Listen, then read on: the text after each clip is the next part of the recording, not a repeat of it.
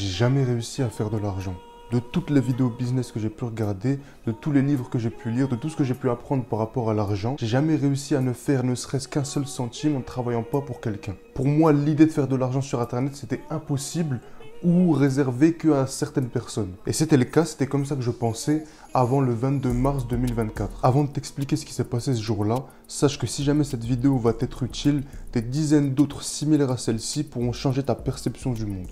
Donc n'hésite pas à t'abonner. Ce qui s'est passé ce vendredi, ce 22 mars 2024, c'est qu'après un an à faire du contenu presque tous les jours, après plusieurs mois à avoir construit une communauté privée, après plusieurs mois à avoir tenté de faire de l'argent sur Internet, ce qui s'est passé, c'est que j'ai réussi à vendre ma première place dans ma communauté privée. Plus concrètement, ce qui s'est passé, c'est que le 22 mars 2024, j'ai réussi à faire environ 9,41 € sur Internet. Ce que je pensais impossible ou réservé qu'à certaines personnes qui avaient déjà réussi autre part, j'ai réussi moi, un mec lambda de n'importe où, qui avait avant ça ne serait-ce aucune compétence. Je viens à peine d'être majeur depuis quelques années, mais moi j'ai réussi à faire de l'argent sur Internet. Moi et des dizaines d'autres, même des milliers d'autres personnes comme moi, qui avant n'avaient jamais rien fait de leur vie, qui n'avaient jamais eu aucun passif dans le monde d'Internet, arrivent à faire de l'argent sur Internet. C'est possible pour n'importe qui. Et c'est cette journée du 22 mars 2024 où je me suis rendu compte que tout le monde pouvait faire de l'argent sur Internet. C'est plutôt dans ce jour que j'ai compris qu'en fait, l'argent, c'était accessible à tout le monde. Juste, il fallait avoir la bonne méthode. Étape par étape, je vais t'expliquer le procédé que j'ai utilisé moi pour faire mes premiers euros sur Internet. Je ne dis pas que ça marche, je ne dis pas que c'est la meilleure technique.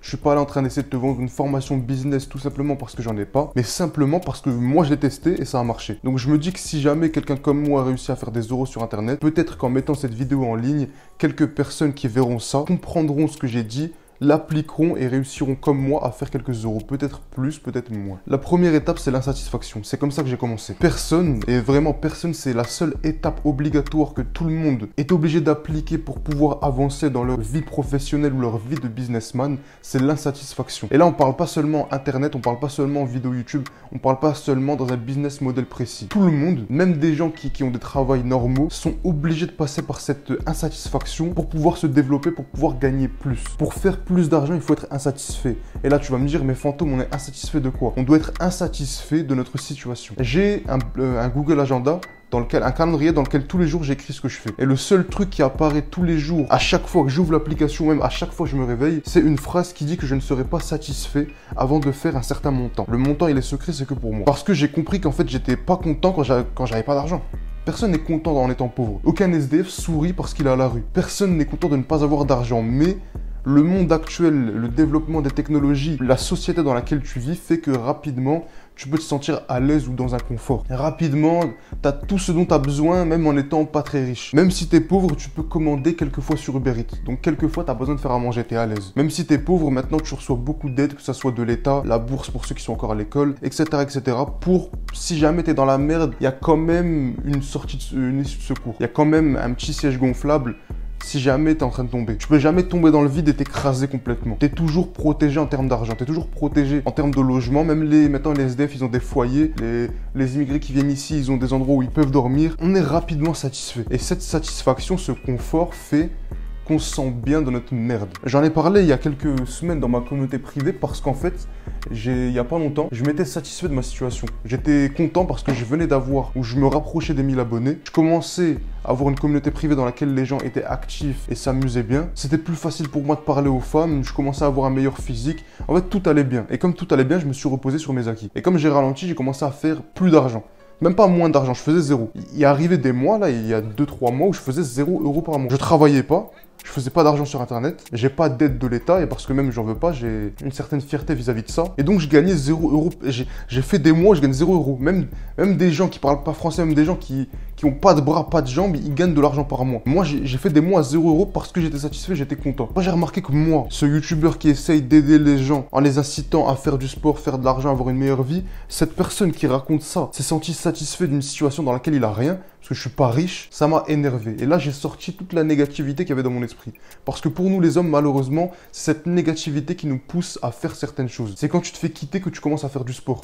C'est quand tu te fais insulter que tu veux apprendre à te battre. C'est quand tu es pauvre que tu veux faire de l'argent. Jamais quelqu'un qui est riche, qui a un héritage à plusieurs centaines de milliers d'euros, va vouloir faire de l'argent. Il a déjà ce qu'il faut. C'est le cas avec, on va remonter loin, mais Louis, je crois que c'est Louis XV. Louis XIV, c'était le roi soleil. Louis XIV, il était au top. Il y avait personne meilleur que lui. Il savait gérer les relations humaines, il savait gérer un pays, il savait gérer sa trésorerie, tout ça. Il était au top. Quand lui, il est mort, son fils Louis XV qui a pris la relève. Mais Louis XV, il vient après Louis XIV. Toi, quand je te parle de l'histoire de la France, des rois de France, tu connais Louis XIV, Louis XVI. Louis XV, t'en as jamais entendu parler. Louis XII, XIII, XI, t'en as jamais entendu parler. Il est venu après Louis XIV qui avait tout fait. Il avait construit des châteaux, il avait fait de l'or comme pas possible. Il était devenu influent dans toute l'Europe. Il meurt, après lui, il y a Louis XV. Louis XV, il a rien fait de sa vie. Il vient d'arriver, il sait que son père c'était le meilleur. Et lui, il vient avec tout déjà. Il a tout. Il a une France forte, solide, un château dans lequel il peut vivre, des centaines de kilos d'or qu'il peut consommer. Et donc, c'est ce qui s'est passé. Comme il était satisfait de sa situation, il n'a pas essayé de renforcer son pouvoir sur son peuple.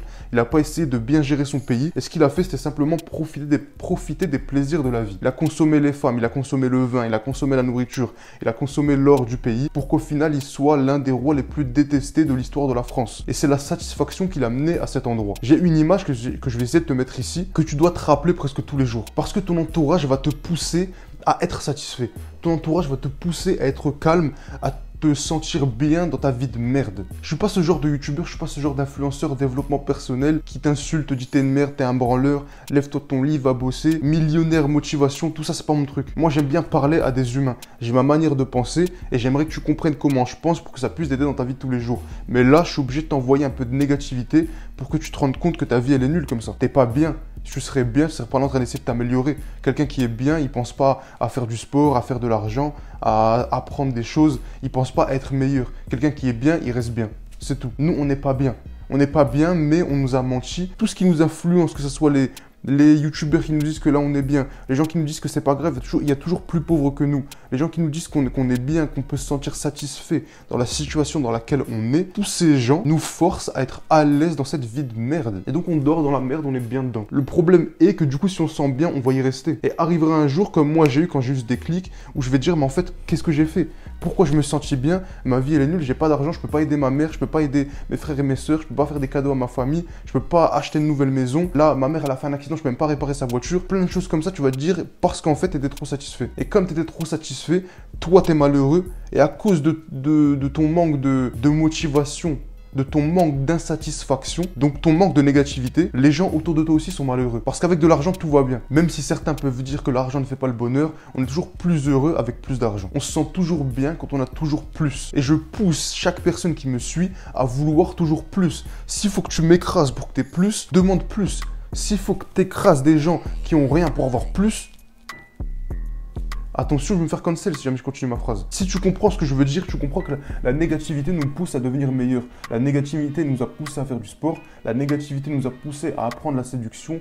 La négativité nous pousse à atteindre nos objectifs. Et c'est cette insatisfaction, c'est le fait que tu n'aimes pas ta vie de merde qui te pousse à faire de l'argent. C'est le fait que tu détestes la pauvreté au plus haut point, que ça te dégoûte de ne pas avoir d'argent, que tu commences à faire de l'argent. Et c'est seulement ça qui est le moteur du succès. Chaque personne, et je peux le dire avec sérénité et confiance, chaque personne qui a fait de l'argent, demande-lui ce qui l'a motivé et il va t'expliquer une situation dans laquelle il n'était pas satisfait. Il lui manquait quelque chose, il avait envie de quelque chose, il n'avait pas assez de quelque chose, mais il était insatisfait. Et cette insatisfaction, c'était le moteur, l'essence même qu'il a mis dans son réservoir pour pouvoir avancer vers ses objectifs. Et c'est ça dont tout le monde a besoin pour commencer. Maintenant qu'on sait comment commencer, on va voir comment on continue. Et c'est là où je vais commencer à rentrer un peu plus précis dans mon business model à moi. Maintenant que tu as envie de faire quelque chose, il faut que tu fasses quelque chose. Et ce quelque chose que tu dois faire, c'est trouver des gens à qui tu peux vendre quelque chose. Malheureusement, je vois pas d'autre manière de faire de l'argent. Si tu le fais pas en vendant quelque chose, que ce soit un produit comme un livre ou un service comme le fait que moi je t'aide, je vois pas comment tu peux faire autrement de l'argent. Maintenant que tu sais que tu dois vendre quelque chose,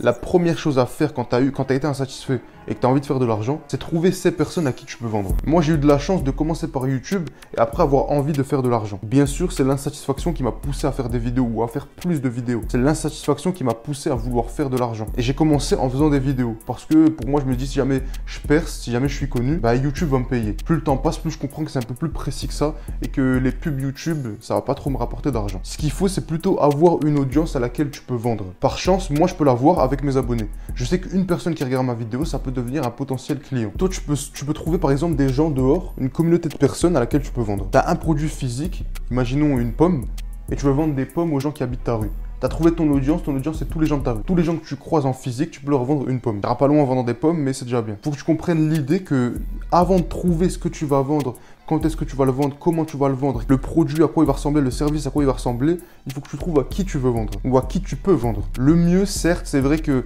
avec des abonnés, avec des viewers, avec des gens qui te suivent, c'est plus facile. Ton audience, elle vient à toi. Moi, en regardant ma vidéo, tu es devenu un potentiel client, même si tu vas rien acheter de moi. Mais il y a une chance, il y a un pourcentage qui fait que peut-être tu aurais pu acheter quelque chose que je vends. Donc le meilleur moyen de le faire, c'est par YouTube, par Instagram, par TikTok, par Snap, tous les réseaux sociaux dans lesquels les gens peuvent venir vers ton compte. Et de là, toi, tu leur montres ce que tu as proposé. Toi, tu as cliqué sur ma chaîne parce que tu voulais une réponse à tes questions.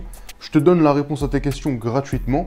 Et si tu veux plus, il y a le lien en description. Maintenant qu'on a été insatisfait, ce qui nous a poussé à trouver une audience, et maintenant que tu as trouvé ton audience, on passe à la troisième étape. Et la troisième étape, c'est de vendre un produit ou un service qui a une signification pour nous. Par exemple, moi, ma communauté privée, elle vient de plusieurs profonds problèmes que j'avais en moi. La première chose qui m'a poussé à créer une communauté privée, c'est simplement parce qu'avant même de penser au réseau, j'avais eu cette idée d'avoir une communauté privée. En fait, l'idée de la communauté privée, elle est venue parfaitement parce que c'était ce à quoi j'avais pensé quelques années auparavant. Il y a longtemps, moi, je n'étais jamais été quelqu'un des réseaux, même des vidéos YouTube, etc. Mais j'étais beaucoup sur Snap, je regardais les stories des gens. Sur Snap, j'étais abonné à 3 personnes. Il y avait Golo et Richie, Fares Salvatore et cette dernière personne. Ça sert à rien que je te dise son prénom parce que de toute façon, il est décédé, donc tu pourras pas t'abonner à lui. Et c'est lui qui m'a poussé à faire beaucoup de choses dans ma vie. Et quand je regardais ses snaps à lui, j'avais eu cette idée de moi aussi avoir une communauté avec laquelle je pouvais partager beaucoup de choses de ma vie. En gros, avoir des amis par milliers et par milliers. Avoir un groupe de personnes avec qui je pouvais parler ou diriger un groupe de personnes. J'avais eu cette idée assez abstraite d'avoir une communauté de gens qui parlent entre eux. En fait, même quand j'étais tout petit, pas tout petit, mais quand je devais avoir peut-être 14-15 ans, j'ai parlé avec mon père à un moment et on a parlé de si jamais on gagnait au loto. On parlait de si jamais on gagnait au loto, lui il a dit bah, il nous donne à nous, il a dit il fait profiter, il achète quelques cadeaux, etc., etc. Et moi il m'a demandé, moi je dis si jamais je gagne au loto, ce que je fais c'est créer une ville. Je sais pas, j'ai pas réfléchi. Il m'a dit tu fais quoi il m'a dit je sais plus combien de milliards, moi je dis je crée une ville. Et j'avais déjà à 13-14 ans, j'avais cette idée de communauté. À chaque fois ça venait par des idées abstraites. Quand il m'a dit tu veux des milliards, tu vas faire quoi avec? Moi j'ai dit je veux créer une ville. Après j'ai regardé un Snapchatter et je me dis moi aussi je veux une communauté à laquelle je peux parler, avec laquelle je peux interagir. Quand je voyais les gens qui le voyaient dehors, ils étaient contents, ils parlaient avec lui. Des fois ils partaient en vacances avec les gens qui le suivaient. Je trouvais ça bien, je me dis moi aussi je veux faire pareil. Et c'est pendant l'évolution de la chaîne YouTube que cette idée de communauté est revenue dans mon esprit. De toute façon c'était quelque chose qui allait arriver un jour. Parce que à chaque fois que j'avais l'occasion de penser à ça, j'avais cette idée de créer une communauté de gens qui vivaient entre eux. J'ai toujours eu envie de faire ça. Et donc quand j'étais insatisfait, que j'ai trouvé l'audience à laquelle je peux vendre et que j'ai repensé à cette chose qui avait une signification pour moi, alors j'ai commencé à créer un produit. De là, j'avais la motivation, j'avais l'énergie, j'avais l'idée, j'avais tout ce que j'avais pour mettre en place cette idée qui allait peut-être me sortir de la misère. Pour l'instant, cette idée m'a rapporté 9,41 €. Mais je lâcherai pas parce que ça a une signification pour moi. Et ça va me forcer à continuer, ça va me forcer à essayer de l'améliorer, de la parfaire pour que cette idée qui avait une signification pour moi depuis mon plus jeune âge soit un business qui puisse me sortir de la pauvreté, qui puisse sortir ma mère, mes frères, tout ça de la pauvreté. Simplement parce que de base, j'avais envie de faire ça. C'est l'insatisfaction, le désir et l'envie qui nous poussent à devenir riches.